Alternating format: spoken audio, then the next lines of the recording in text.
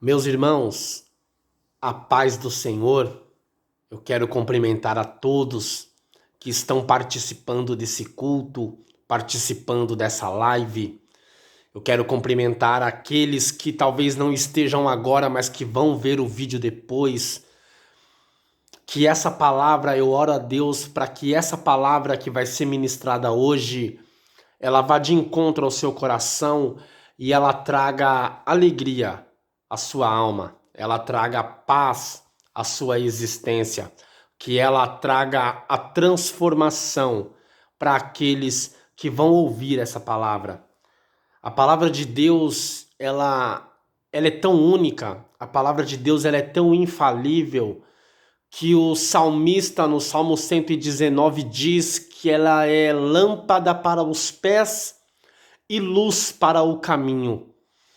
E isso é de uma beleza tão grande, isso é de uma paz tão imensa, porque é o mesmo que dizer assim: não importe o quão escuro esteja a minha vida, não importa o quão desconhecido seja a minha história, mas se eu tenho o meu coração, a palavra de Deus, logo eu tenho comigo uma luz que me ilumina, algo que deixa os meus passos mais claros. Ele está querendo dizer assim: por mais que os passos da minha vida tenham andado por um caminho que talvez me traga medo, mesmo assim eu não temerei, porque aonde eu pisar, a palavra do Senhor vai iluminar essa estrada. A palavra de Deus, ela é isso. Se você conseguir entender o efeito que a palavra de Deus tem sobre a sua vida, com toda certeza, você daria mais valor para a palavra. Você procuraria mais conhecer a palavra. Muitas pessoas querem ter a revelação da palavra, mas não querem conhecer o Deus da palavra. O Deus da palavra é a maior revelação. Você saber que você tem um Deus que você pode chamar de seu é uma revelação tremenda. É algo que traz muita esperança para as nossas vidas. Então eu quero aqui, primeiramente, ser grato a Deus, demonstrar a minha gratidão por mais uma vez poder receber essa tão graciosa oportunidade de poder ministrar a palavra de Deus.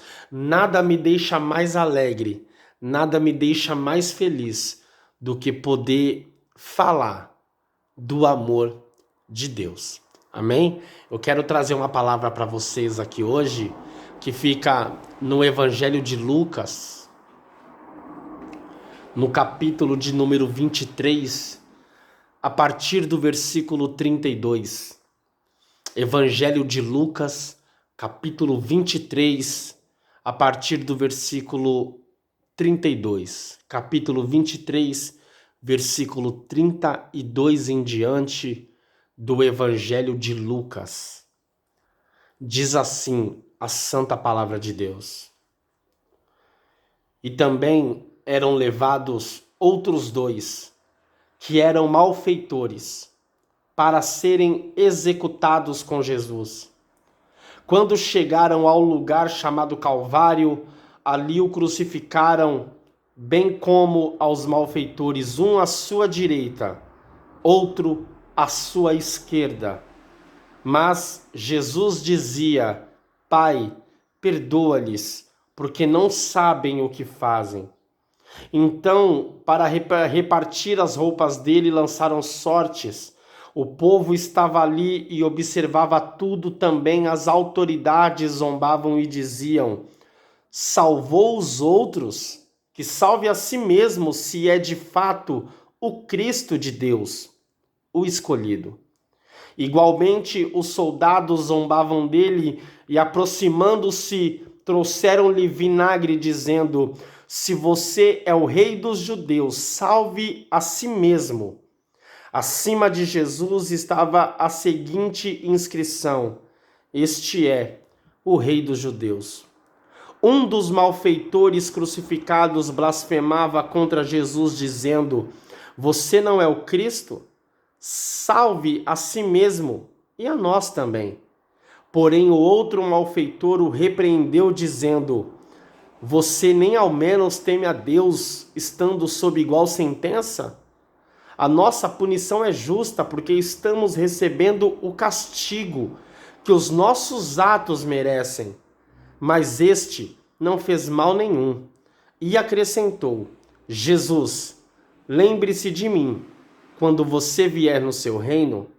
Jesus lhe respondeu: Em verdade lhe digo que hoje você estará comigo no paraíso. Louvado seja Deus. Era uma época de festa em Jerusalém. Era a época da Páscoa. Jerusalém tinha as suas ruas cheias. Povos vinham a Jerusalém para festejar a festa mais aguardada do ano do judeu. A Páscoa tem muitos significados, tendo o maior deles a lembrança da libertação do povo hebreu do cativeiro do Egito, do cativeiro de Faraó. Diz a tradição que a Páscoa era organizada dentro do templo a morte do cordeiro. Um cordeiro era sacrificado pelo sumo sacerdote no altar do templo para ali representar a saída do povo do cativeiro do Egito. Era uma celebração religiosa, era uma celebração que atraía muitas pessoas, e a tradição, a história conta que judeus do mundo inteiro se dirigiam até Jerusalém para poder ali participar também desse sacrifício do cordeiro, nem que se fosse na plateia, nem que se fosse no fundo do templo, mas era uma honra para aqueles que conseguiam participar da festa da Páscoa. Ou seja, era um dia onde as ruas estavam lotadas, o alvoroço estava formado, multidões e multidões peregrinavam, andavam pelas ruas estreitas de Jerusalém à procura de ver o cordeiro. Mas logo uma notícia trouxe um outro tipo de alvoroço. Logo naqueles dias uma notícia correu e se espalhando rapidamente, porque o mestre da Galileia, porque o rabi da Galileia, porque o profeta que apareceu na Galileia por nome de Jesus tinha sido condenado à morte pelo Império Romano a pedido da religião, a pedido dos judeus. Os judeus, com inveja daquilo que Jesus fazia, daquilo que Jesus falava, sendo contrariado muitas vezes por aquilo que Jesus ensinava, que ia totalmente ao contrário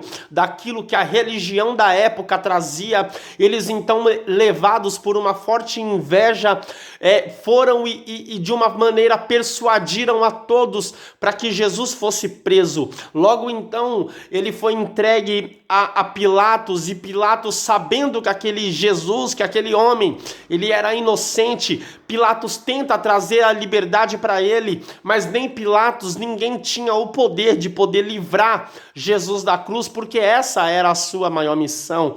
Pois bem, Pilatos então colocou uma disputa entre o verdadeiro bandido, que era Barrabás, e entre Jesus da Galileia, o profeta, o curador, o milagroso, o que se dizia ser o Cristo, o que se dizia ser o Filho de Deus. Colocou os dois para que a multidão pudesse escolher qual dos dois seria liberto, porque essa também era uma tradição da Páscoa. Eles pegavam dois criminosos condenados à morte para que a população, para que o povo da época pudesse escolher qual dos dois seriam libertados ou libertos naquela ocasião. Pilatos, tomando-se a favor desse benefício que a lei trazia na época, colocou Jesus e Barrabás perante toda a multidão de pessoas, e a Bíblia diz que os sacerdotes, que os fariseus, que os religiosos, que os líderes espirituais da época andavam no meio do povo persuadindo e convencendo, dizendo: ordene que mate Jesus, ordene que mate Jesus. E a Bíblia vai dizer que quando Pilatos então lança a pergunta ao povo dizendo: qual dos dois criminosos vocês querem ver livres? E quando ele disse Barrabás, um alvoroço, uma gritaria. E quando ele falou Jesus o Nazareno, Jesus da Galileia, o povo dizia: crucifica-o, crucifica-o, crucifica-o.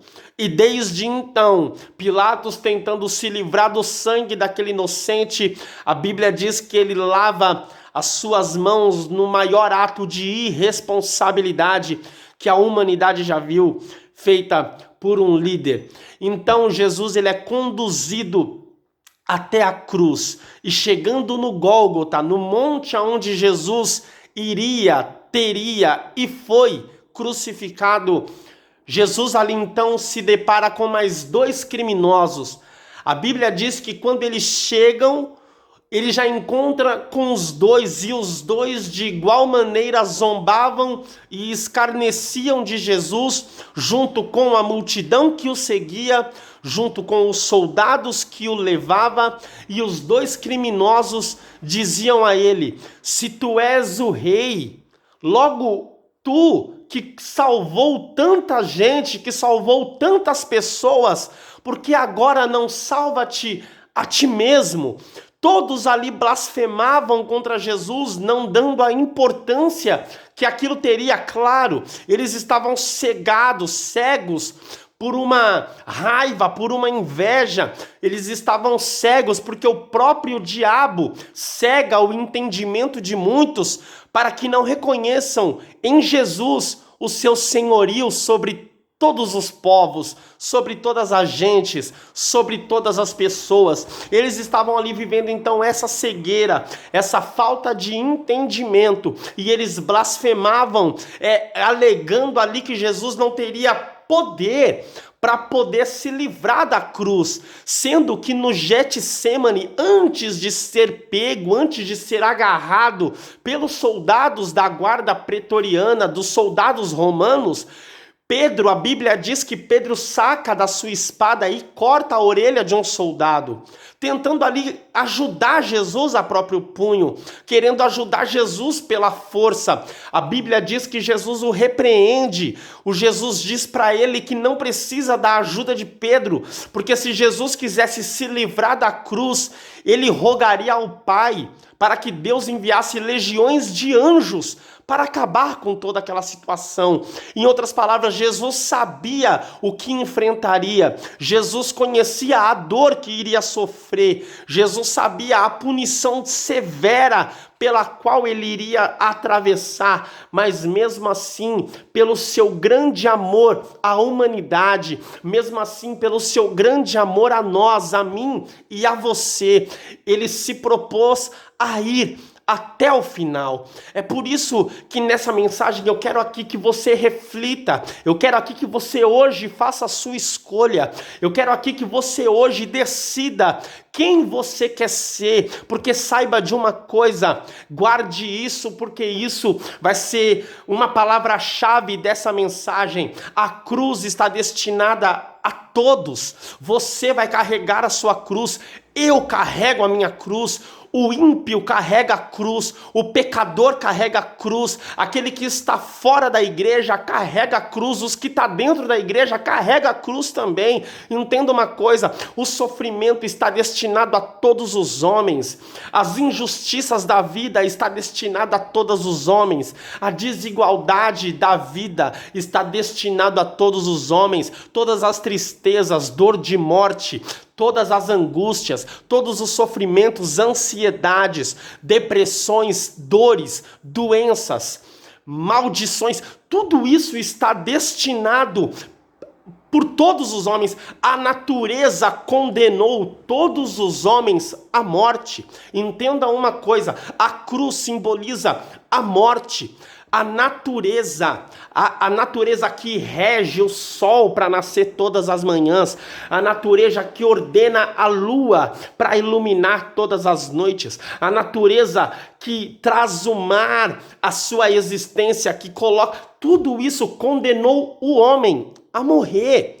O homem está destinado à morte. A única certeza que temos é morte, e essa não diferencia classe social, essa não diferencia cor de pele, essa não diferencia se é grande ou se é pequeno. Todos estamos condenados à morte, e essa ninguém conseguirá escapar, a não ser aqueles que Jesus voltará para poder arrebatar a sua igreja, e esses dessa geração não conhecerão a morte, eles serão arrebatados junto com Cristo. Mas entenda comigo que eu estou querendo te dizer que a morte é a única certeza da vida. O que nos resta saber é o que eu quero depois da minha morte. Porque a morte, meus irmãos, não é o fim. A Bíblia diz no Evangelho de Lucas, no seu capítulo de número 10, tem um versículo muito forte que diz assim: e disse-lhe Deus, louco, essa noite pedirão a tua alma, o que tu tens preparado, para quem será? O que eu preciso fazer durante a minha vida nessa terra é escolher aonde eu vou passar a minha eternidade. E a certeza é: há um céu e há um inferno. Chegando no Gólgota, Jesus Cristo é colocado ao meio. À sua direita, um ladrão condenado à morte. À sua esquerda, um ladrão condenado à morte. Repare que, curiosamente, a cruz do centro, a cruz do meio, é a cruz de Jesus. É aonde Jesus está. Ali já era Deus dando um sinal de que Jesus é o divisor entre duas classes de pessoas. Aquelas que se arrependem e aquelas que morrem na sua ignorância. Jesus está no centro, como se fosse um divisor entre os que serão salvos e os que não serão salvos. E é sobre isso que rapidamente eu quero trazer uma mensagem ao seu coração. Repare num detalhe do texto. O texto diz que os dois bandidos blasfemam. Os dois falam contra Jesus, dizendo: salvou a tantos e agora não salva a ti mesmo, ó rei? Os dois zombavam dele, porque na cruz de Cristo estava escrito: eis aqui o rei dos judeus. Como que um rei está indo para a cruz e nada pode fazer? Os dois zombam. Só que na cruz, Jesus, ele abre a boca pela primeira vez. E quando a cruz de Cristo é erigida no meio, quando ela é erguida no centro, Jesus olha para toda aquela multidão, a mesma multidão que ele alimentou, a mesma multidão que ele curou, a mesma multidão que ele trouxe vida, que ele trouxe luz, que ele pregou, a mesma multidão que comeu do seu pão no deserto. A mesma multidão que viu ele curando um cego, que viu ele curando um aleijado no tanque de Betesda, a mesma multidão estava ali blasfemando e gritando: crucifica-o, crucifica-o, crucifica-o. E quando Jesus viu aquilo, a natureza humana seria a revolta. A natureza humana seria o nervosismo, porque a ingratidão gera no coração daquele que sofre o nervosismo. Você fica revoltado quando você vê uma pessoa tendo uma atitude de ingratidão. Só que Jesus, ele é puro. Jesus, ele é Deus. Jesus, ele é filtro. Jesus, ele é santo. E quando Jesus olha aquela multidão que estava sendo ingrata no auge da sua ingratidão, Jesus intercede por eles, dizendo: Pai, perdoa-lhes, porque eles não sabem o que fazem. E naquele exato momento, algo aconteceu. Quando Jesus diz isso, a Bíblia diz que um dos ladrões, um deles, olhou para Jesus e percebe o que Jesus disse. E talvez um conflito dentro do seu coração aconteceu naquele momento, porque ele olha e diz: como pode? Esse homem está sofrendo dessa forma. Está todo machucado do jeito que está, porque os dois ladrões não apanharam da forma que Jesus apanhou. Os dois ladrões não foram retalhados como Jesus foi. Jesus estava retalhado. Jesus estava todo exposto pelas suas feridas, com uma coroa de espinho cravada na sua cabeça. E mesmo assim, com dor física, com dor na alma, com o seu sentimental machucado, porque a ingratidão do povo machuca. Mesmo assim, Jesus, com amor, olha para a multidão e ele roga ao Pai dizendo: perdoa-lhes, porque eles não sabem o que fazem. E essa informação trouxe nenhum dos bandidos, nenhum dos ladrões, trouxe um sentimento no seu coração. E ele olha para Jesus de uma maneira diferente. O outro olha para Jesus e diz assim: escuta, desce da cruz, salva-te a ti mesmo e também salve a nós. Repare que ele está orando, mas ele não está orando com o seu coração quebrantado. E talvez você que está assistindo esse vídeo se enquadre nesse tipo de pessoa. Uma pessoa que no momento da angústia, uma pessoa que no momento da dor, até ora, até destina a sua oração ao Jesus da cruz, mas não o enxerga como Salvador, não. Esse tipo de pessoa é o tipo de pessoa que quer tirar Jesus da cruz, que não quer que Jesus morra, que não acredita que ele poderá ressuscitar, que não acredita que ele é Senhor. Ele diz assim: desce da cruz e me salva. Só que se Jesus desce da cruz, a condenação da humanidade inteira seria o inferno. Nós não poderíamos vencer a morte porque Jesus não havia vencido.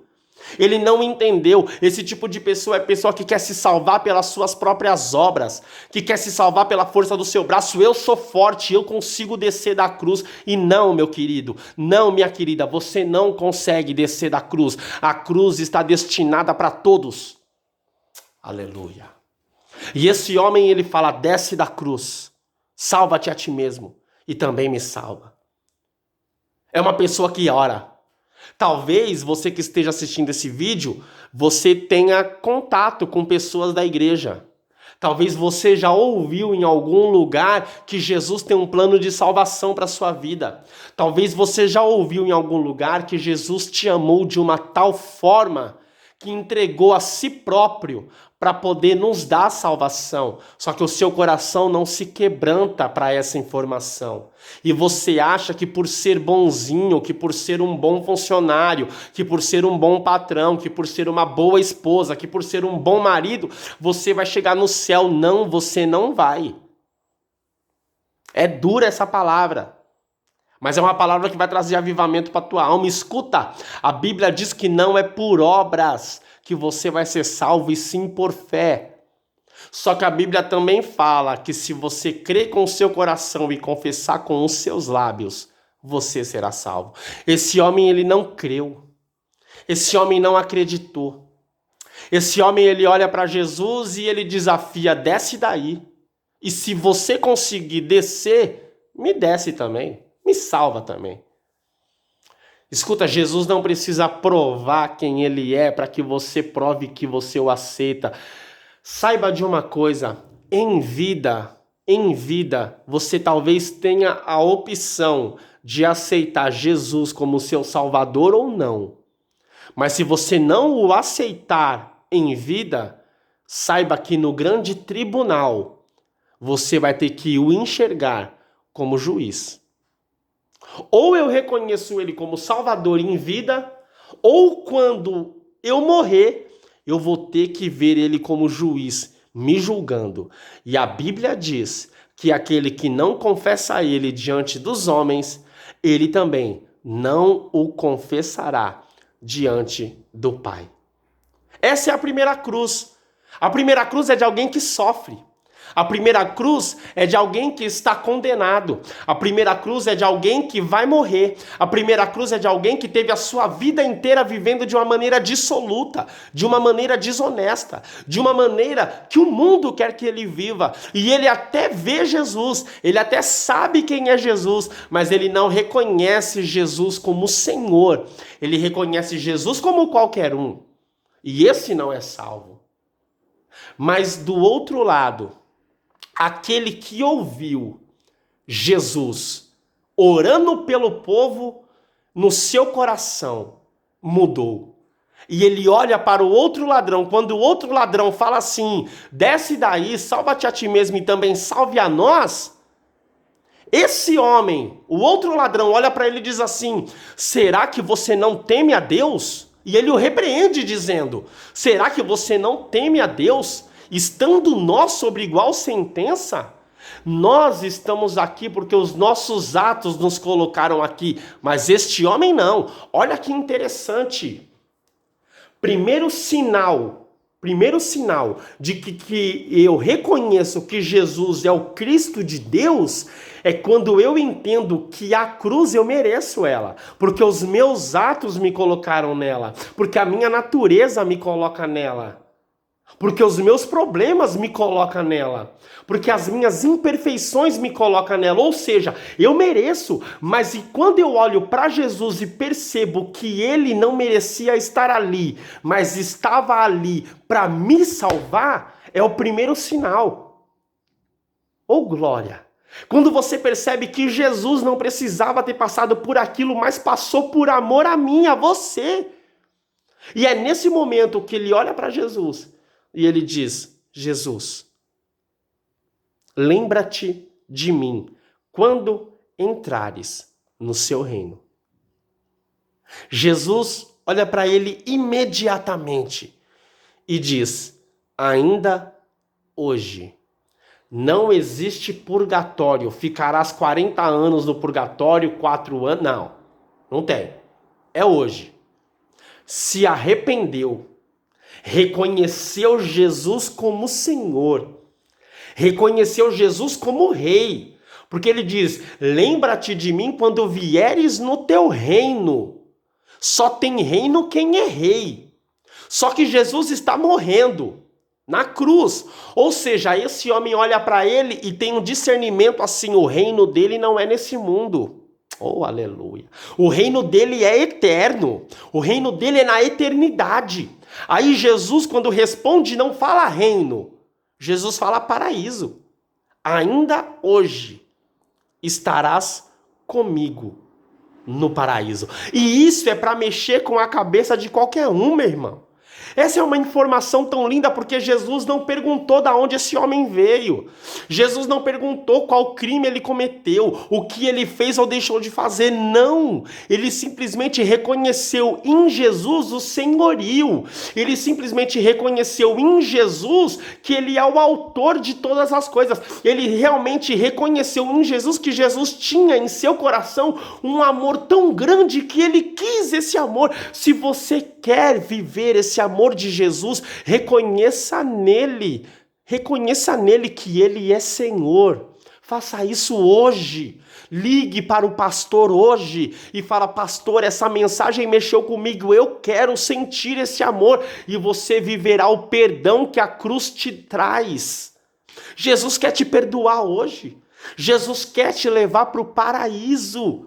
Jesus quer te salvar, ele está fazendo uma proposta para você. Desde o início da mensagem, e aqui eu volto para onde eu falei para você prestar atenção, a cruz do centro é o divisor dos homens. Jesus sempre trouxe nas suas mensagens o exemplo dos dois. Ele sempre disse, você não pode agradar a dois senhores, Porque você vai agradar um e desagradar a outro, ou você serve a Deus ou você serve a outra coisa. Não tem como servir a Deus e fazer as coisas que o mundo quer que você faça. Não tem como você servir a Deus e procurar recursos em outras religiões, olhar vidente, ficar olhando signo, ficar olhando astrologia. Não, ou você acredita em Deus ou você acredita em outras coisas. Não venha falar que você procura em feiticeiro alguma ajuda, que você faz simpatia para alguma coisa, mas tem Jesus no coração. Não, você não tem. Jesus é único, ele não divide a glória com ninguém. Entenda isso. Jesus disse, não tem como agradar dois senhores. Só pode agradar um. Ou Jesus é o meu Senhor, ou Satanás é o meu Senhor.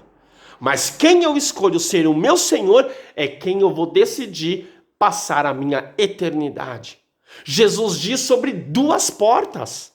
A larga é espaçosa, oferece muitas coisas e muitos entrarão por lá, mas ela levará à perdição.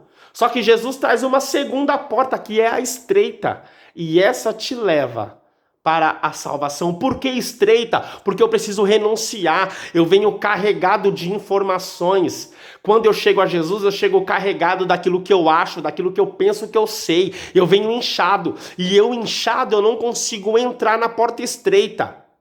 Eu preciso renunciar. Cada renúncia é um peso que eu tiro da minha vida. Eu preciso renunciar a muita coisa. O que você precisa renunciar? Eu sei o que eu preciso para caber na porta. A porta é feita sob medida.